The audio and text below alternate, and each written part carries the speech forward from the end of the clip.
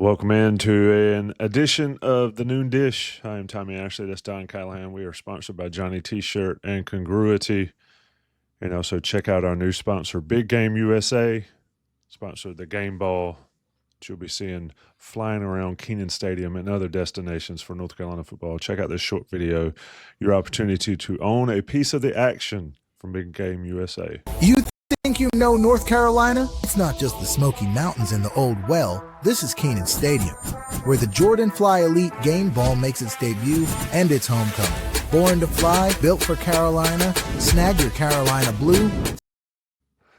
There it is, the Jordan Fly Elite Ball. You can order it. Check out the link in the description. Check out the card, I believe they call it, that attaches to the video at the end where you can click on it. But it's just pretty sweet football. If you can't throw this one, you probably don't need to be trying to throw a football. But somebody in your family can certainly handle it. Could be a good Christmas gift if you're so inclined down the road. Be a good Easter gift. Good any gift. Big Game USA and the Jordan Fly Elite. Don Callahan, it has been a crazy week for you, a crazy several weeks for you. You know, we kind of joked on one of these noon dishes, and we're doing this.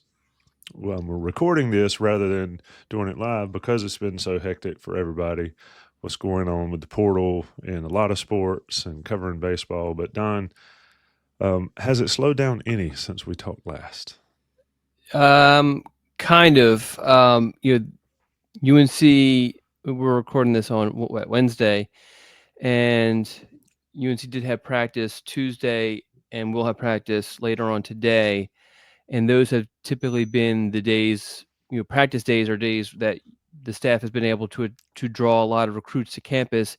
And these two practices, it's been very light, especially when you compare it to the prior practices. This past weekend, UNC had a practice Saturday. I'm sure we'll get into a little bit more, where dozens of offered targets were on campus. And I think I had a couple sources mention to me that they've never seen so many recruits on the sidelines for a practice at North Carolina ever. And then even last week, in the middle of the week, they had a couple practices that drew a ton of recruits. And some of this is because, we have spring break time, depending on what school you go to, and what state you're in, that kind of determines when your spring break is. And if you have spring break, it makes it a little bit easier to travel to a bunch of schools. So yeah, and in the recruiting calendar, just to kind of get an idea, this is the time where a lot of recruits are taking these spring visits. They're going to help them determine where they want to take official visits to, which can start up April 1st, but most official visits are still taking place in June. We're seeing more kind of trickle into April and in May, but still June is the dominant month for official visits, and these spring visits are helping to kind of influence the travels of recruits during that time. Yeah, you sort of went where I was going to follow up with you, so I don't have to, but recruits going on these little visits to Carolina to decide if they want to see the full package. But Don, what's been the draw? Is the main draw Bill Belichick? Is that what's drawing all these guys to campus? Yeah, I think that's the main draw. I think the staff has done a really good job of setting up these visits.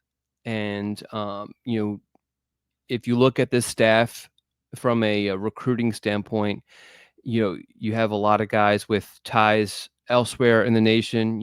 We've talked about Mondo, I think, in the past, Ramon Hawkins, who has a lot of connections to California. So, particularly this weekend, we saw four California kids visit, but three of them he had direct connections with. And then, you have guys like Ty Nichols, the outside linebackers coach, who has ties to Texas. And so that has kind of helped North Carolina reel in some guys from Texas. But yeah, I think overall, the idea of Bill Belichick, being recruited by Bill Belichick, I think is a huge attraction to recruits. Yeah, we're seeing a ton of that on social media from those guys attending, taking their picture with Coach Belichick and everything. And, if you're not a member of the Tar Pit Premium message board, you got to get on there. Don Callahan is absolutely laying it down, constant threads, constant information coming out of those practices. Don, back up a second and talk about a commit that decommitted from North Carolina. I don't think it was much of a surprise, but Lott, the quarterback, a North Carolina kid, recruited by the previous staff, reaffirmed, or however you want to call it, earlier this year by Belichick's staff, but then kind of went dark on him a little bit. But then he popped up this week and said that he was going to open his door again to suitors, and he was backing off his commitment to North Carolina. Don, a surprise, and or do you think he just, they're recruiting quarterbacks, and it's a new regime, and that's how it works, especially at that position. It doesn't seem like anything surprising or anything out of the blue or out of the normal here in college football. Yeah, so I think you always got to give the caveat, like, I've been doing this a long time, so nothing in recruiting surprises me. There's been, I feel like the more outrageous the claim, when a source kind of gives me information, the more likely it's going to happen. With that said, it sounds like I'm a bit in the minority where I'm relatively surprised by this, just because the staff has told Zaid and has told other quarterbacks that they want 2 quarterbacks in this class. So the whole idea that they were recruiting other quarterbacks, to me, doesn't signal that that they were pushing him out, which I think the implication is. But and I think, with Zaid, from Zaid's side, North Carolina fit exactly what he was looking for. He doesn't want to go too far away. Now he ended up committing to Syracuse, so that kind of throws that out the window. But initially, he didn't want to go too far away. Education is huge to him. I mean, he goes to Providence Day, which is even though it has become like a football high school, it's it's a challenging academic school for sure. There's no doubt about that. When I go and visit Providence Day, I'm not allowed to take kids out of class where I am at most other schools. You have to kind of set things up a little bit differently when you go there, just because academics are taken very important there. So obviously that was part of the attraction in North Carolina. I believe also his mother is an administrator at a school. I can't remember specifically what it is. So academics are very important to the family. So North Carolina made a whole lot of sense. And then he stuck through, while North Carolina had 326 commitments when Mac Brown was fired. 2 of them quickly decommitted. He stuck through that. He stuck through a time period you kind of mentioned where Belichick validated his commitment in early January, made Providence Day one of his very first recruiting visits, and then there was that time that there wasn't a whole lot of communication between him and North Carolina, but that seemed to have fixed itself by him connecting with Matt Lombardi, the quarterback's coach, and then them inviting them to really probably the pinnacle of their junior days, which is the UNC Duke basketball game on March 8th. They invited him to that, hosted him for that, and everything seemed like it was going fine. And then a Syracuse visit kind of popped out of nowhere. Now, I mean, people are going to bring up the fact of lack of communication. He's not the only recruit that has kind of felt that, and there's some other guys who UNC, it seems like they're recruiting pretty heavily, but there has been some blind spots in or quiet periods or dead periods in there. Nick Reddish mentioned that he didn't hear anything from the staff for several months, and then all of a sudden they reached out to him. So I mean, this is kind of happening. I think it's kind of part of just the staff getting their legs underneath them, so to speak. The fact that they operated for a couple of months without a full staff, and which kind of put them behind. And so I think things were missed early on, but overall, bringing it back to Lott, I mean, I was a little bit surprised, just, based off my most recent conversations with him and his parents. Yeah, it's always interesting that when players decide to do things or whatever, but yeah, rarely is it one person's decision. So Lott decommits from North Carolina, moves on to Syracuse. there's a lot of fishing to see for North Carolina. Don, you've mentioned in the past when we've been talking about this, there's just a ton of offers. Oh yeah. You've got you've got these threads on the message boards just with name after name after name that have offers. So plenty of targets out there, plenty of quarterback targets out there for North Carolina. Talking with Don Callahan here on the Noon Dish. Shout out to Johnny T-Shirt, JohnnyT-Shirt.com, sponsors of this show. Great friends and always sponsors of North Carolina and Inside Carolina specifically. Go to JohnnyT-Shirt.com. Get your 10% off if you're a member of that Don Callahan fan club, which is the Tar Pit Premium message board. I don't Get that. know. Some of those, Yeah, I think it is. It's 100% is. I think you I get the don't know. You benefit should of read some of being those posts. It's been interesting. Don Callahan catching strays from everybody. But you know what? If you're not out in the game, you're not going to catch strays. And Don Callahan does it. And Johnny T-Shirt always catches good vibes. So go see him on Franklin Street or online. Tell me I see sent you. You got 10%. Don, when you look at this, we're late March. We've talked about June is the target for a class, and they're building that. Do you expect, with all the news of the visits and then all the officials get set up, do you suspect that it would just start piling in at some point, the commitments, or how do you see that going? And there's the caveat out there that they're still in the spring portal. They're still going to have to deal with the spring portal. I mean, just when does it really heat up for high school players? Is it during official visit season? That's the most important thing, you think? Yeah. I think, and I think, and we've mentioned this before, is that since there are a lot more official visits taking place in April, May, is that when things start to get fired up? Even though the meat of official visit season is taking place in June, because, and the reason why I bring that up is that what we have seen, and you've always asked me when's a good time to take the official visit, or bring in a recruit for official visit, and you don't like my answer of case by case, but I think what it is that you want to get that last official visit, and that last official visit might not be the last scheduled official visit, because what we've seen in the past is on official visit 1 or 2, that kid ends up committing to one of those schools and shuts it down and stops visiting other places.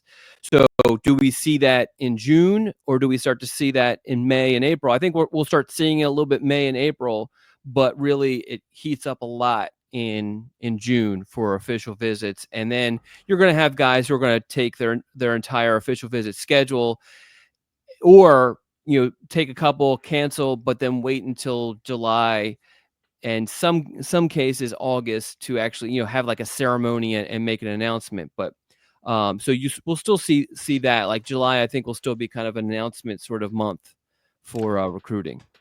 So, when signing day was in February, that Wednesday in February, a ton of guys could take those official visits to games. And so we've basically, I think, to your point, and correct me if I'm wrong, those big game weekends, like, Carolina hosts Clemson, and there's going to be a ton of official visitors there or whatever, on, an October Saturday.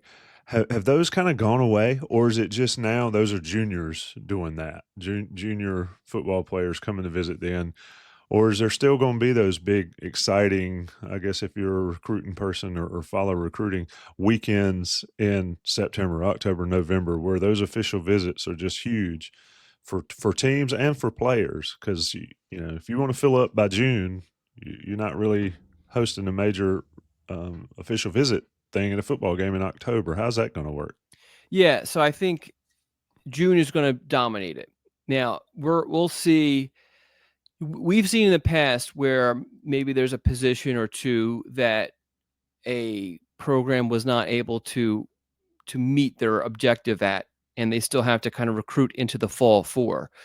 But we won't see those massive official visit weekends. We might see weekends where 1 or 2 official visitors are being hosted, and that's really it. Now, with this staff, that seems like they're never stopping, and they are hell-bent on getting up to that 105. And if they don't get close to what they want to get to in June, they could definitely be pounding the pavement into the fall for sure. I mean, that's kind of my expectation, is that they're still going to be active recruiting guys into the fall.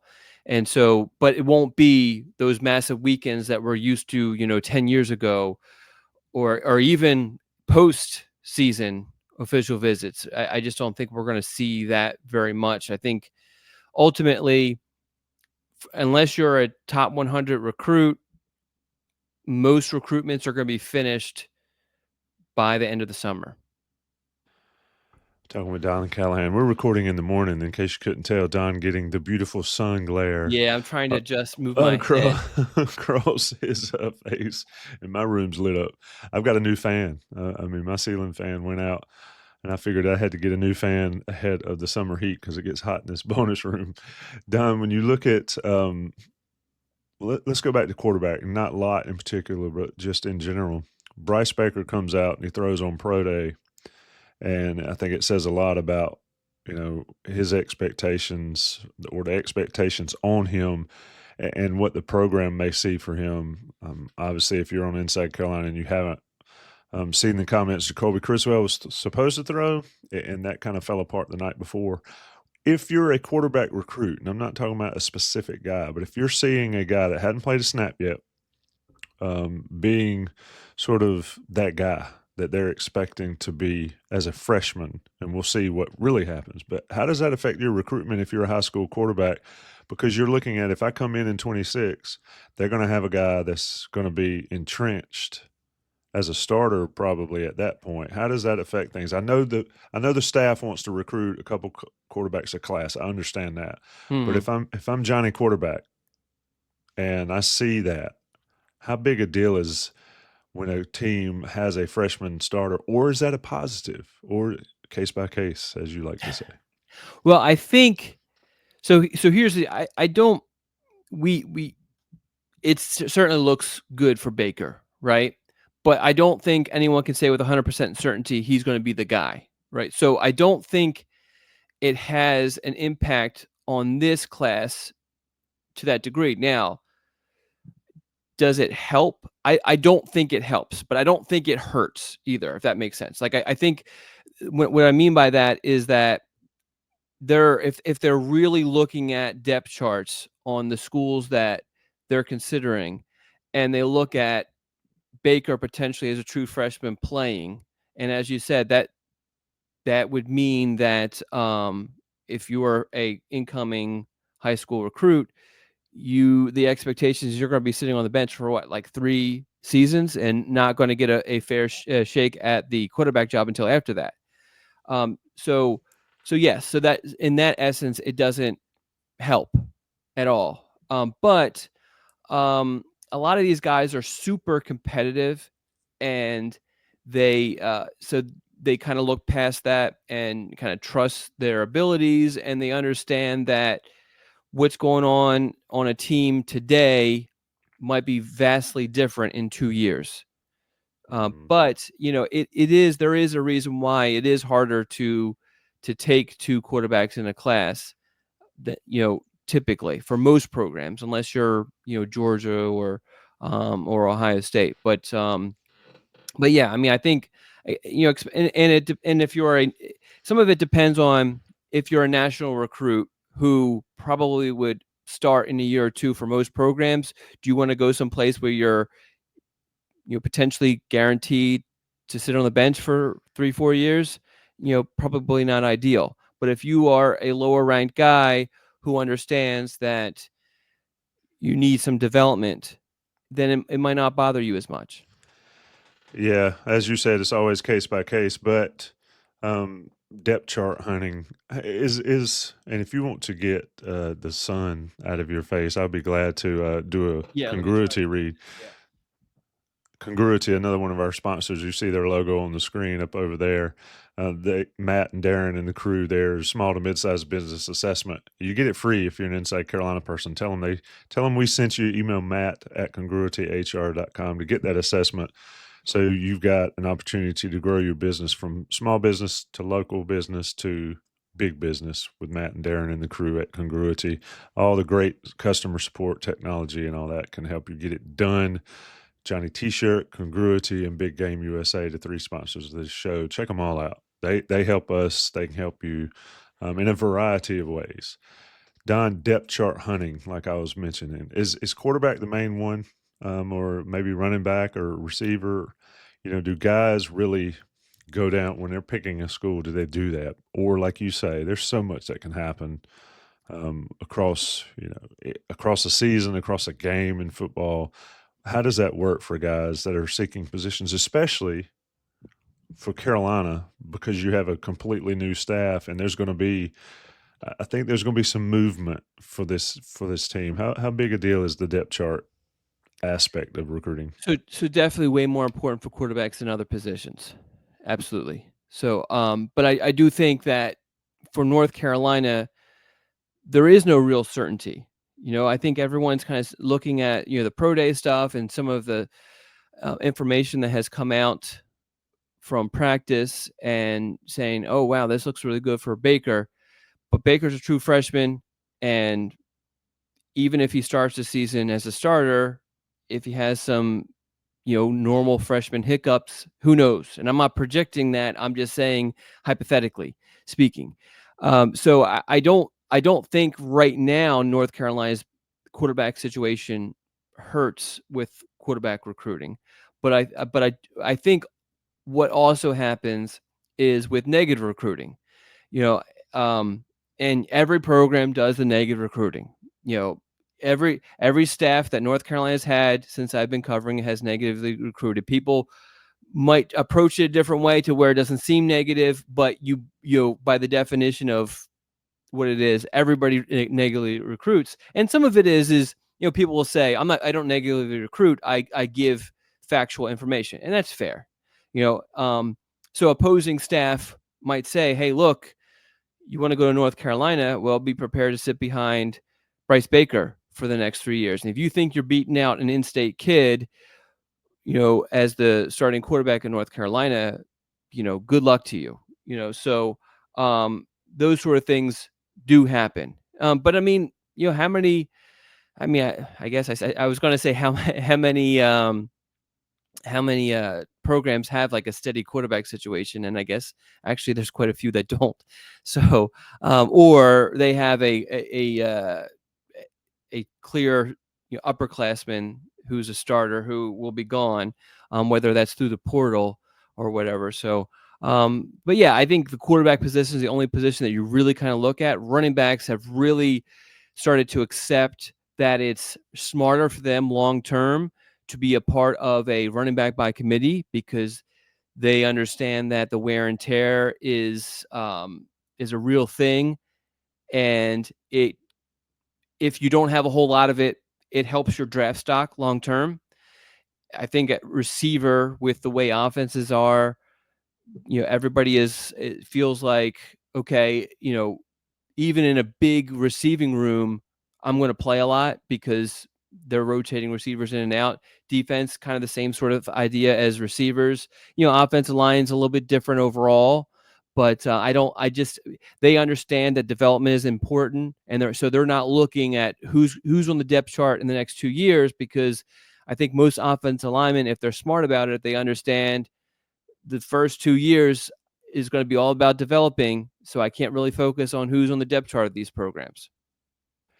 It's an interesting dynamic how it works, and also, and we're not going to do a full hour on this show because schedule, right? Don Callahan's got to work, got a lot of phone calls to make, and so do I. But I've talked about pro day, and you mentioned running backs. Good gracious, Amari and Hampton at pro day.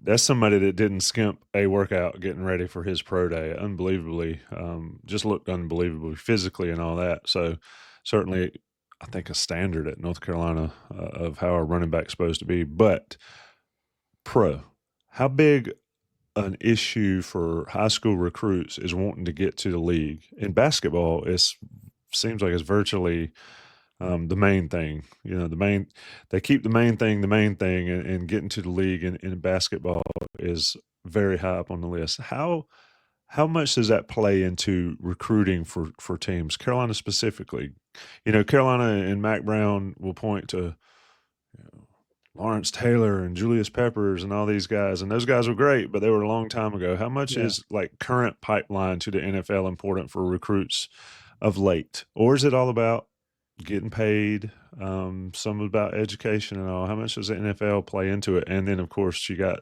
NFL Belichick factor as well going on here. Yeah, so I think just about every, and I'm not going to say every, because if you actually talk to a lot of these kids, there are some who maybe don't have their eyes on the NFL as much as others, but just about every recruit, the dream is to play in the NFL. So, but I think most recruits understand that. I mean, really, if you go anywhere, if you're talented enough, the NFL is going to find you. But I think we've talked about in the past what was the term that we would use? It came from the video game about prestige. I think like a Georgia or Ohio State that is dominating these NFL drafts with the amount of players that they're sending out there, I think that contributes to the prestige of those programs, the perception of those programs. It is perceived that those programs develop players and will help you get to the NFL. And that's where I think North Carolina comes in with. I mean, let's be honest. Even Lawrence Taylor and Peppers, some of the best players ever, defensive players ever. But North Carolina has sent other players to the draft, and even in recent years, Hampton's going to get drafted. I don't know exactly where because he's a running back, but he's going to be one of the first running backs off the board. And UNC's had Drake May and Mitch Trubisky, so UNC has sent guys to the draft for sure, and high draft picks. So you can go to North Carolina and be drafted, but you can really go anywhere and be drafted. There's plenty of examples of even ECU and all these other programs having players that are drafted. You looked at me strange. I'm thinking Chris Johnson. I know it was a while ago, but no, I mean, to your point, if you can play, they'll find you. Yeah, absolutely. I mean, today, the portal changes. You're not going to see many people saying, Jackson State or whatever. You're going to hear them say some big school because if you're really good as a smaller school person. But yeah, to your point, if you can play, they'll find you. And North Carolina's had their fair share of guys get drafted.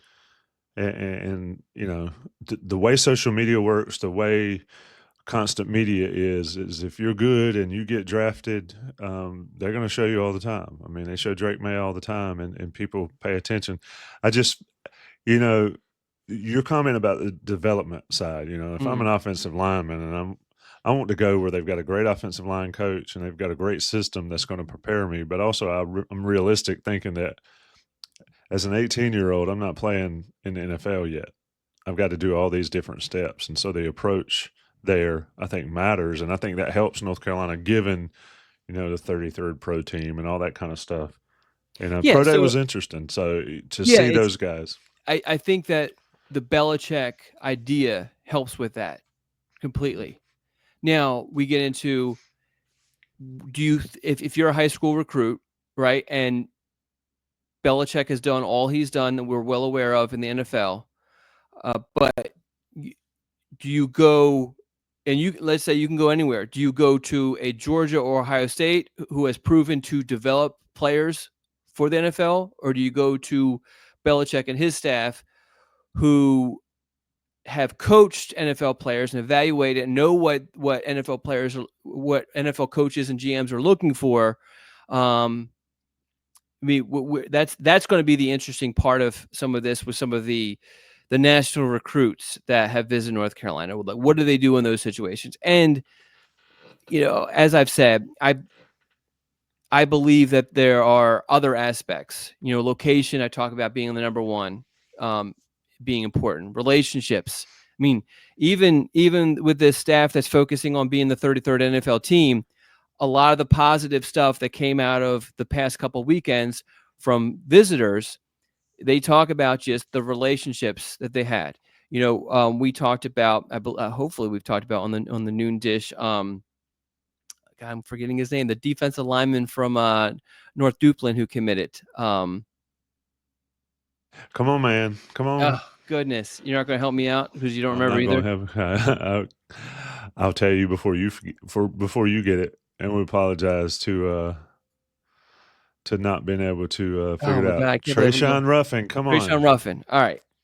You know, he talks about, if you look at what he was saying, he talks about obviously the developmental stuff. But he also mentions one location, and it's just not just about his family, it's about people. He comes from a small town. Everybody in that town supports him. And if he goes to North Carolina, those people can support him a lot more, or can support him a lot more frequently if he goes to North Carolina as opposed to Texas A&M. The other thing he mentions is that he was receiving daily communication from Michael Lombardi and Lance Thompson.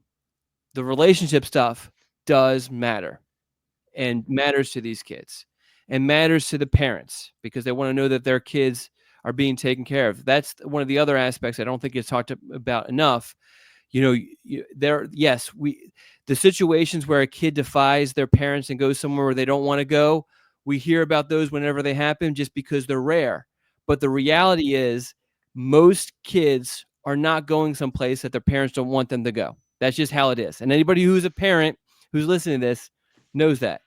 You know, so yeah. So I mean, we obviously you let your kids choose, but if there's a situation where you don't feel comfortable with it, that's not happening, and that's for most kids. So I do think the NFL stuff matters. But I think that there's other aspects that truly influence these decisions ultimately. If we were doing a full show, I would absolutely dig into you on that point. But I agree. I mean, relationships matter. We've seen that, and I think as this process and this grand experiment, like that Greg Barnes calls this new era at Carolina, I think they're figuring out that those relationships do matter, Oh both on yeah. the recruiting trail and in house as well. Don, any last point you want to Yeah. So make? I mean, you got a ton of information out here. yeah. So with that, we had a story with God, this is why we can't do these early morning podcasts. Nick Reddish, who mentioned that he didn't hear from North Carolina for several months, and then heard from him, and then set up the visit, and set up the official visit also. There, and people are going to look to that and say, "Great, North Carolina can just swoop in, reach out to a kid, and get him on campus." There are other situations that wasn't the case, where North Carolina contacted a kid and the kid said, no, maybe not necessarily no thanks, but hey, I'm busy, that sort of thing. And there are situations where you just can't get in on a kid in March and try to get him to visit after not talking to him for several months. So, and I think we've seen, some of the guys who eliminated North Carolina. I think the lack of communication contributed a lot to those situations. I don't want to get into specifics, but if you follow recruiting, I'm sure that there have been some top top tens, top fives that have come out that have surprised some people. But yeah, so it's I think the staff though now is starting to. I don't know if it's a different understanding or the fact that in January just the personnel just wasn't there to recruit, especially the amount of offers that they sent out. But now it seems like, at least for some recruits, or that the communication is certainly there. And if you go and read any of the updates, and I've done a lot of them the past couple of weeks. I mean, I did 2 full scoops of visitor reaction, and I didn't even get to most of the visitors from this past weekend. And talking about just relationships, communication is brought up a bunch with those recruits. That is Don Callahan on the noon dish, folks. He sort of led me into my close here. Get on the Tar Pit Premium message board. There's just ridiculous amounts of information, and if you can keep up with it all, you are. Don needs an intern. Maybe you can help Don keep up with it all. But just countless names, countless quotes, and information of recruits now all over the country looking into Bill Belichick's North Carolina program. It's visit season. It's also noon dish season. It's also Johnny T-shirt, congruity, and big game USA season. Check And them out. baseball season. And baseball season. We're doing this. You're talking about doing this early in the morning. I got home from Charlotte at 3:00 last night, and I'm up here less than 4 hours later. Hey, we could have done it later. But we got to get it done. Got a lot of things to do. But this has been the noon dish. Shout out to everybody paying attention. Shout out to Don for helping me out get this done earlier. And shout out to those that follow recruiting. Get on Tar Pit Premium message boards. If you're already on there, check out Don. There's an Ask Don Callahan thing. You get to ask the expert himself questions, and he loves that thread. So get on there and do it just as much as you can. We'll be back soon with a noon dish, but check out all the content from Inside Carolina across the board. Portal season, basketball portal, baseball's going on, like you mentioned. There's a ton happening in Inside Carolina. There is no off season. Don, appreciate it. Thanks, Tommy.